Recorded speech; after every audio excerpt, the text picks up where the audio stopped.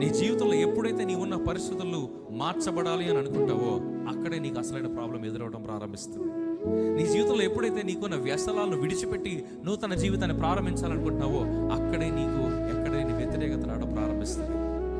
నీ జీవితంలో ఎప్పుడైతే నువ్వు ఒక నూతన జీవితాన్ని ప్రారంభించాలనుకుంటావో అక్కడ నీకు కొత్త శత్రువులు రావడం ప్రారంభిస్తుంది. With every deliverance comes distortion. ఈ రోజున దేవుని సన్నిధి మనతో మాట్లాడుతోంది.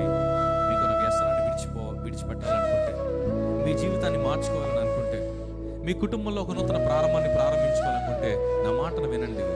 ప్రార్థనతోనే ఆ యొక్క కార్యాన్ని ప్రారంభించండి.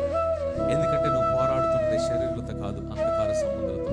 అపవాది నీ జీవితాన్ని పాడు చేయడానికి ఎన్ని ప్లాన్లు వేశాడో, అపవాది నీ జీవితాన్ని నాశనం చేయడానికి ఎన్ని ప్లాన్లు వేశాడో, అపవాది నీకు అలవాట్లు అంటించడానికి ఎన్ని స్ట్రాటజీలు వేశాడో, అపవాది నీ కుటుంబాన్ని విరగొట్టడానికి ఎన్ని పన్నాగాలు వేశాడో, వాడు నీ మీద ఎంత టైంని ఇన్వెస్ట్ చేసిన తర్వాత నువ్వు ఒక్కసారి మారిపోయి నువ్వు యేసయ్యకి